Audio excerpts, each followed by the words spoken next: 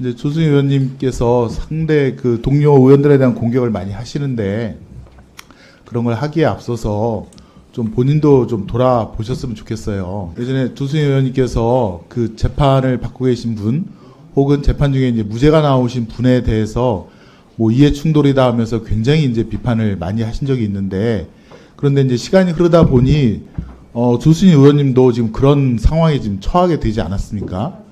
지금 이제 보좌진이 부당해고로 고소고발 그다음에 이제 지방노동위원회 했고 지금 그것이 부당해고라는 점에 대해서 노동위원회가 보좌진의 손을 들어줬지 않습니까? 그리고 허위 사문서 작성과 행사 그다음에 정치자금법 위반까지 앞으로 수사받고 재판받을 일이 있는 그런 이해관계 당사자가 될 수 있는데 지금 그런 걸 갖다가 예측하지 못하시고 그렇게 동료 의원들한테 비판하고 그러셨던 거 아닙니까? 먼저 김승원 의원님의 발언에 대단히 유감이고요.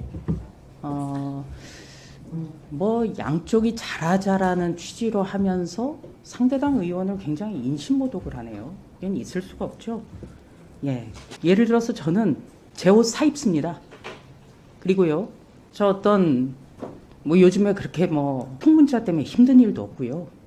그리고 어떤 국회의장을 향해서 어떤 인격 모독한 일도 없습니다. 제가 말씀드리고 싶은 것은 사실관계와 다른 것에 대해서 의사진행 발언을 해서 짚은 겁니다. 왜냐하면 김승원 의원님이나 질의에서 다른 주장을 하시잖아요. 가령 무죄를 선고받은 의원 진행 중이지 않습니까? 그렇죠? 그리고 또 월성 1호기 사건에 대해서도 다른 사건에 대해서 말씀하셨습니다. 그렇다면 거기에 대해서 우리가 말하고자 하는 것은 그 사건이 아니다라는 기록을 남기기 위해서 의사진행 발언을 한 거예요. 제가 무슨 거짓말을 했습니까?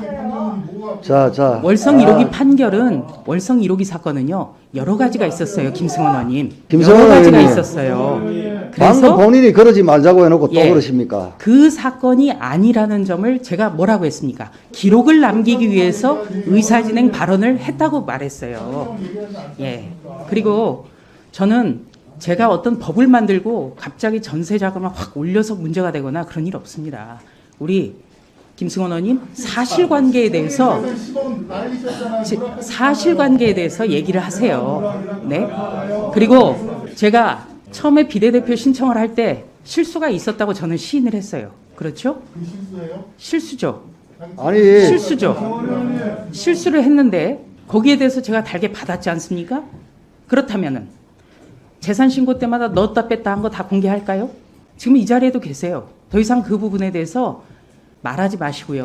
제가 의사진행을 발언을 한 것은 김승원 의원님 등이 다른 사실을 이야기하셨기 때문에 거기에 대해서 우리는 그것이 아니다라는 기록을 남기기 위해서 말씀을 드렸다는 점을 다시 한번 강조드립니다. 정리해 주십시오.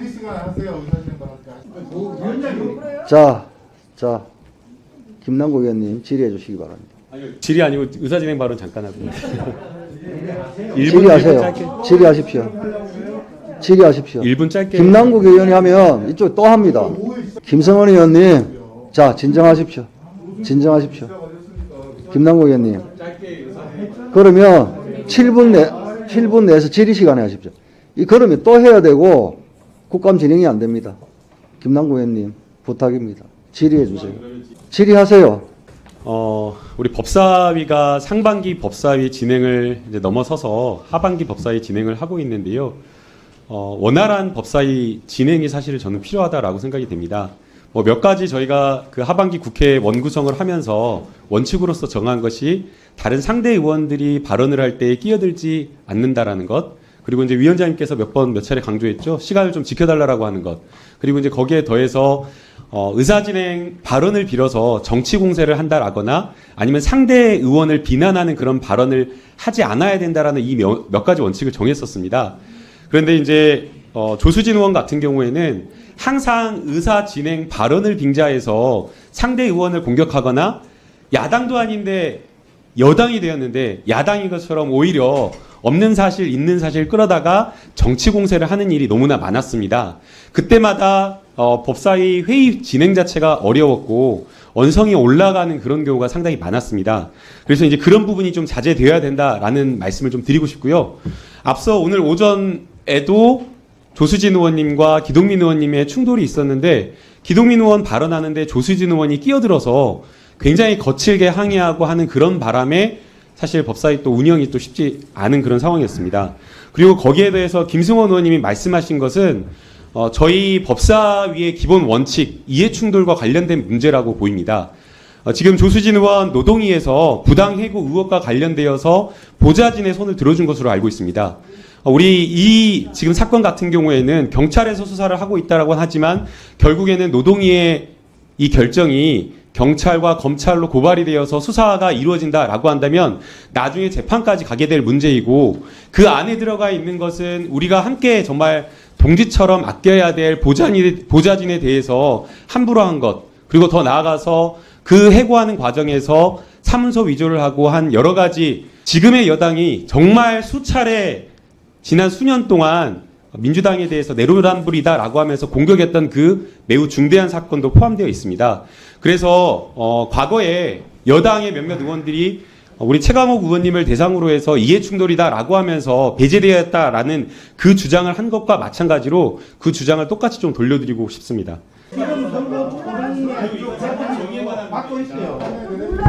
자료 제출 요구입니까? 중앙지방법원장님, 네. 이제 아까 그 유동규 씨 사건과 관련해서 네. 병합과 관련해서는 이제 의견서를 제출한 게 없다 이렇게 아까 제가 답변하셨잖아요. 그렇게 보고를 받았습니다. 예, 그런데 제가 사건 검색을 해봤는데요. 네, 네. 사건 검색을 해보니까 10월 6일에 네. 검찰에서 병합 심리 검토 필요성 의견서를 제출을 했습니다. 네. 그래서 아까 그 답변하신 거하고 지금 이 사건 검색에 나오는 게 달라요. 네. 아까 김의겸 의원님 말씀은 네. 어제 검찰에서 브리핑을 했는데 네. 의견서도 제출했다. 네. 이제 그 부분에 대한 아까 사실 확인을 구했는데 네, 이제 네. 법원장님께서 네. 아니다라고 얘기하시니까 그러면 검찰이 잘못 얘기한 거 아니냐 아까 이렇게 말씀을 하셔서 아니, 저는 뭐 지금 여기 제가- 10월 6일에 검찰에서 병합심리 검토 필요성 의견서를 제출한 걸로 이렇게 나오기 때문에 네, 한번 확인해 그 보도록. 부분에서 다시 한번 네, 예, 알겠습니다. 그 보충 질의 전까지 좀 확인 네. 부탁드리겠습니다. 네, 알겠습니다. 이상입니다. 확인해 네. 보도록 하겠습니다. 김성원 의원. 김성원 의원. 아니 그걸 들어가서 보려면 자, 권칠성 의원님 질의하십시오. 본인 질의 시간에 확인하십시오. 김성원 의원님 본인 질의 시간에 따지십시오. 자, 권칠성 의원님. 김성원 의원님, 전주 의원님 좀, 네. 의사진행에 협조해 주시기 바랍니다. 김성원 의원님께서 끼어들지 말자고 아까 그렇게 심각하게 말씀하셨지 않습니까? 권칠성, 그건 나중에 따지십시오. 본인 시간을 할애해서 따지십시오. 네?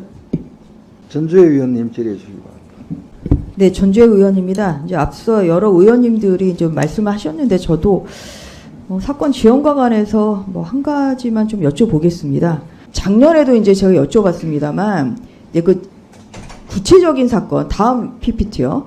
예, 청와대 그 하명 수사 및 이제 울산시장 선거 개입 사건 이게 좀 아직까지도 이제 계속 진행이 되고 있고 한 2년 8개월 정도 이제 기소가 된 네. 이후에 지금 진행이 되고 있습니다. 그리고 그 다음이요 조국 전 법무부 장관 관련한 이제 사건도 한 2년 10개월째 이제 진행되고 있어서 좀 이렇게 사회적 관심이 많은 사건에 대해서는 좀 사건 지연이 계속 되다 보니까 이것이 또 전반적으로 사법 불신으로 좀 이어질 수 있다 하는 그런 우려의 말씀을 드리겠습니다. 네.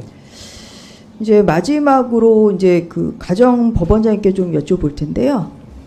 이제 제가 이제 관심을 가지고 있는 부분이 사실 조사관 부분인데 조사관이 이제 부족하다 보니까 가사 사건이 적시에 그리고 효율적으로 처리가 되는데 좀 한계가 있는 것 같습니다. 그래서 좀 애로사항이 좀 뭔지 이렇게 보면 후견 사건이 지금 한 208건 정도 가고 있고 후견 사건만이 아니라 뭐 가정폭력이랄지 아니면 또 이혼 여부랄지 뭐 아동학대랄지 사실 하고 있는 게 굉장히 많지 않습니까? 그래서 이런 좀 현장의 애로사항을 김인겸 서울가정법원장님 그리고 하영국 수원가정법원장님 오셨죠? 예, 그리고 최종도 좀 인천가정법원장님 이렇게 좀 간략하게 말씀을 해주시면 좀 좋을 것 같습니다. 먼저 그 중앙법원장님 아까 제가 네. 예, 여쭤본 것에 대해서 예, 답변해 주시죠. 제가 저 확인을 해봤더니 그 의견서라는 명칭으로 접수된 것은 있는 건 맞다. 네. 의원님 말씀대로 맞는데요.